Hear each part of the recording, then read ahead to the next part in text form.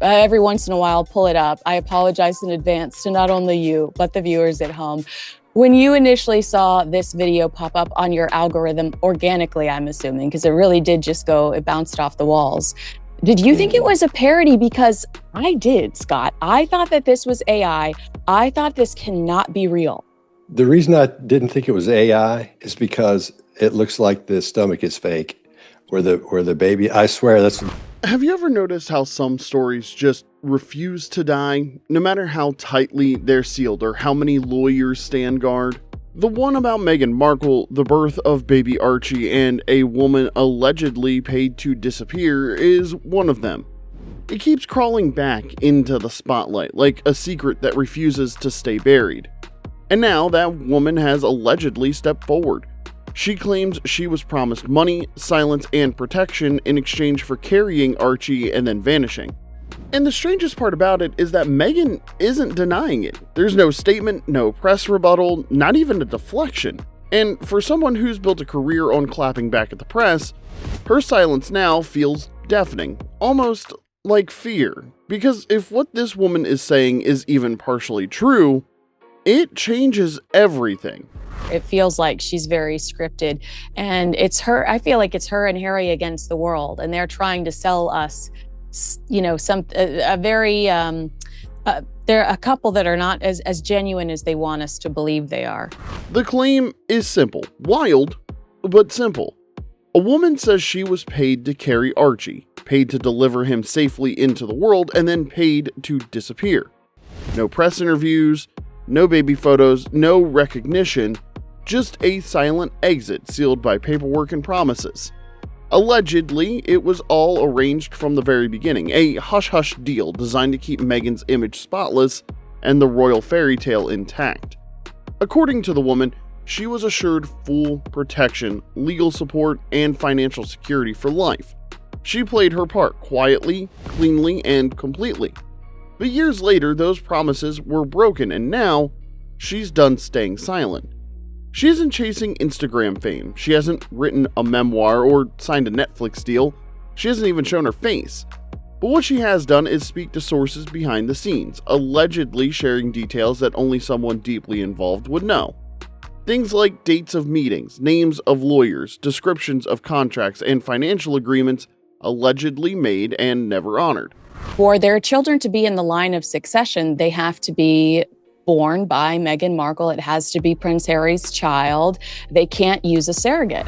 And suddenly, it's not just a rumor anymore. It's a narrative that makes too much sense to ignore. Because the secrecy surrounding Meghan's pregnancy has always felt off. No traditional photo op on the hospital steps, no candid snaps of swollen ankles or sleepy new mom eyes, just a baby, perfectly swaddled, introduced in a brief, filtered photo op days after he was born. Back then, people brushed it off. Oh, she wants privacy, they said. She's breaking tradition, not hiding anything.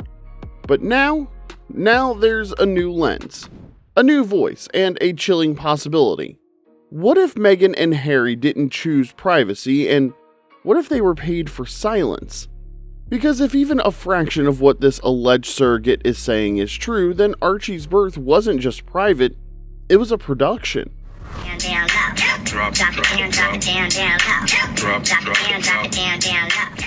For someone who's mastered the art of public rebuttal, Meghan Markle's silence here is deafening. This is the woman who took on the Daily Mail, sued tabloids for publishing her private letters, and called out the royal family on national television. She's never been afraid to speak up when she feels wronged, especially when the press crosses the line. So why now, when a woman is publicly claiming she carried Meghan's child, when headlines are swirling with words like paid off, cover-up, and faked pregnancy, is Meghan saying nothing? No carefully worded statement, no "this is false" Instagram post, not even a vague lawyer-issued denial. And that's what's making people pause. Because if this claim were as baseless as it sounds, why not shut it down immediately? Well, maybe she loves the fact that she's going viral even if it's for a cringeworthy reason. We've seen Meghan move fast before. She knows how to control a story and how to spin a headline. She knows how to clap back with power and precision. She has a global platform, a legal team on standby, and the media-savvy skills to kill rumors before they breathe, but here, nothing. And silence in this case doesn't look like grace or privacy, it looks like damage control. It looks like someone waiting, hoping the story will burn out on its own, but that's not what's happening. Instead, the silence is making it worse. Every day without a response adds fuel to the fire. Every non-denial gives more oxygen to the theory that there is something to hide. Because here's the truth. Doesn't look real to me. There's so much that's missing from this. As from a body language perspective, of course, that's the first thing. When someone who's always had something to say suddenly goes mute during the biggest accusation of her public life, it doesn't just raise eyebrows. It raises alarms. Before she was a duchess, Meghan was a performer, a professional storyteller. She knows how to shape a narrative, how to frame a moment, how to control perception. And she's good at it. Just watch her character in Suits to get a glimpse. From the moment she stepped into the public eye, Meghan Markle has presented herself not just as a woman, but as a brand rooted in elegance, empowerment, and polished perfection. And during her pregnancy with Archie, that brand didn't break, not even once. The bump was always flawless, the lighting always soft, and the poses always camera ready. But here's where it gets complicated. Hollywood doesn't celebrate pregnancy the way it claims to. It tolerates it, and for actresses it often comes with unspoken penalties. Weight gain, stretch marks, puffy faces, slowed momentum. For someone like Meghan, who's already transitioning from American celebrity to global royalty, that kind of visual vulnerability could have been seen as brand damage. And that is why this alleged surrogate story is sending shockwaves through the narrative, because it reframes everything. The private photo shoots, the glowing portraits, the suspiciously smooth bump, even the way Meghan cradled it constantly in every photo, every public appearance, like it was a centerpiece. People thought she was just embracing motherhood. But if a surrogate was actually carrying Archie and Meghan was wearing a prosthetic bump, then those photos weren't about embracing the moment, they were about selling it. It wouldn't be just a PR strategy. It would be a performance, meticulously staged from bump to birth announcement.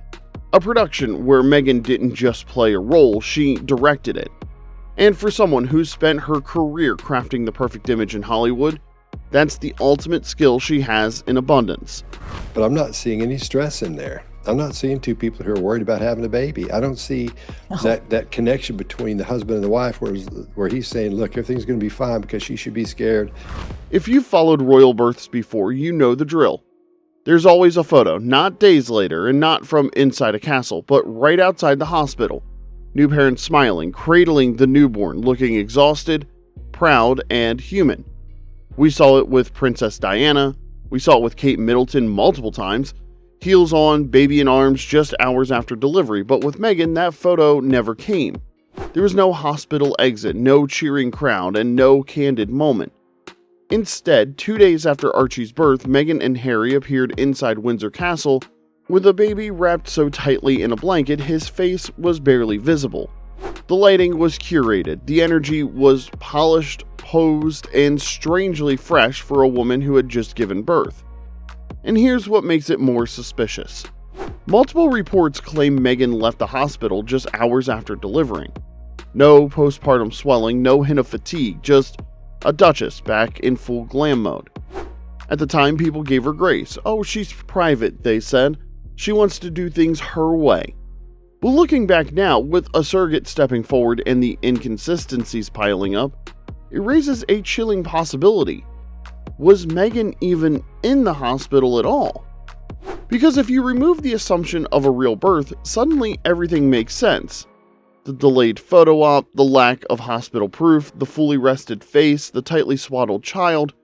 It stops looking like a personal choice and starts looking like a carefully choreographed scene. A moment created not for history, but for optics. And in a royal family built on tradition, transparency, and public trust, that's not just odd, it's explosive. So it is shocking to me. It does look very strange. Like I said, there may be medical professionals that disagree and say it's totally normal, but to me it looks quite odd.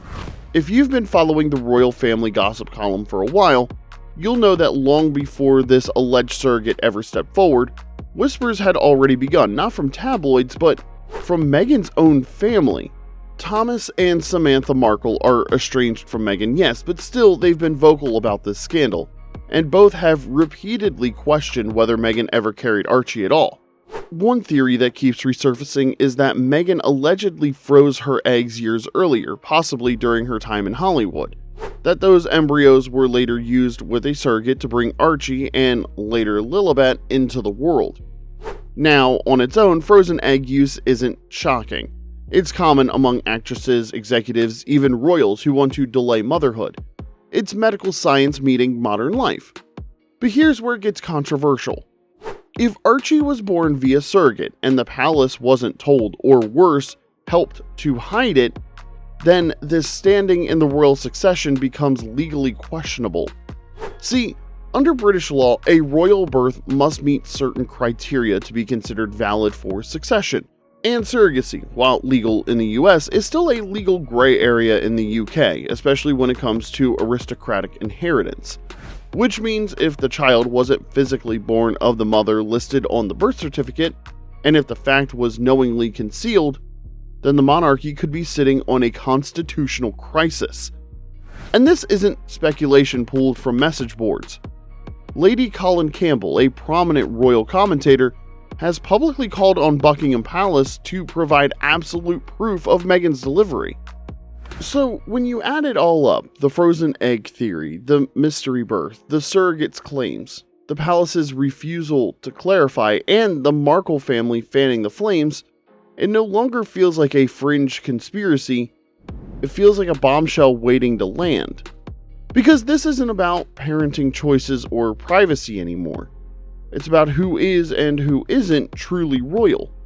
And if there's one thing the British monarchy doesn't play games with, it's bloodline. You know, we're seeing all this space between her arms and her torso. I've never seen someone who's getting ready to have a baby be all like their hands are very close, and their hands are close to their chest, and their arms are close to their body. It's a protective thing we do, especially when you have that anxiety and that stress and that worry going. For years, Prince Harry has been the royal rebel, the heart-on-his-sleeve outsider, the man who broke tradition to protect his wife and child, choosing freedom in California over duty in the UK. But now, with this alleged surrogate stepping forward and Meghan staying silent, people are asking a painful question. What did Harry know, and when did he know it? Because there are really only two possibilities here. One, Harry was involved from the start. He knew about the surrogate, helped keep it quiet, played the game, and if that's true, then the man the world saw as vulnerable and honest was really an architect of secrecy. Or two, he didn't know. Meghan made the decisions, managed the narrative, and Harry went along with it either blindly or because he didn't have a choice. Neither option looks good. If he was complicit, it's deception. If he was unaware, it's something arguably worse, a loss of control over his own family. It also brings up something deeper and more emotional. Harry has lost a lot in his life. His mother, his place in the royal structure, his relationships with his brother and father, and maybe, just maybe, he's afraid to lose something else. So he stays quiet, loyal, deflects the questions, and defends the silence. But silence won't stop the questions, it multiplies them. Because the longer Harry says nothing, the harder it is to tell whether he's protecting his family or protecting a lie. In either way, the image of the doting, transparent, truth-telling Harry, the one who cried for his mother, the one who walked behind her coffin at 12 years old, is starting to look rewritten.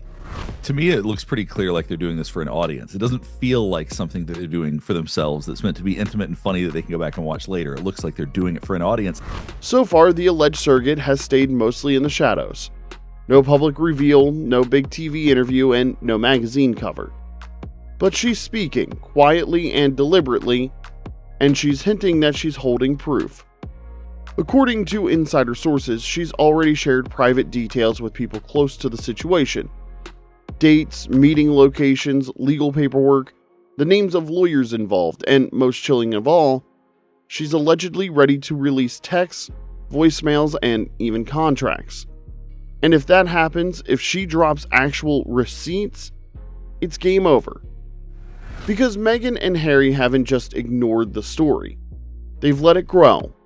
They've let the silence fester, and in that vacuum, the public isn't just curious anymore, they're suspicious.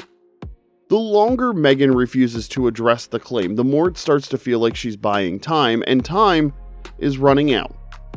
If the surrogate shows up with proof, if even one screenshot, one recorded call, or one signed NDA hits the public eye, the entire story implodes. And Meghan and Harry, they won't be seen as victims of the press anymore. They'll be seen as architects of a deception. The brand they've built, centered on truth, transparency, and empowerment, collapses. Because when you promise truth but trade in secrets, you don't just lose the narrative, you lose the people. What's it going to be like when her kids see this video? Like, it just seems so, like, people can film whatever they want in private, but the idea of posting it just feels so vulgar and strange to me.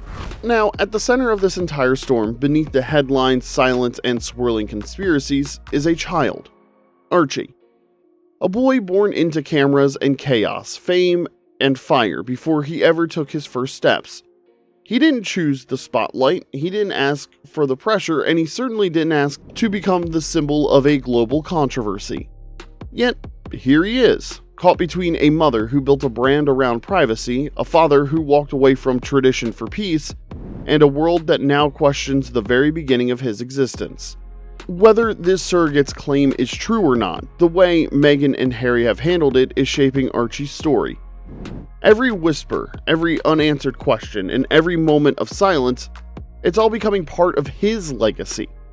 Because when a child is born into royalty, the truth isn't just personal, it's public, and that truth, or the absence of it, will follow Archie for the rest of his life. Meghan and Harry built their life in California on 3 pillars: freedom, authenticity, and truth. But truth doesn't come on your terms. It doesn't wait until the cameras are off or the press is kinder. It demands daylight, and right now the question isn't whether Meghan and Harry love their son. That's never been in doubt. The question is that if they truly have nothing to hide, why does everything still feel hidden?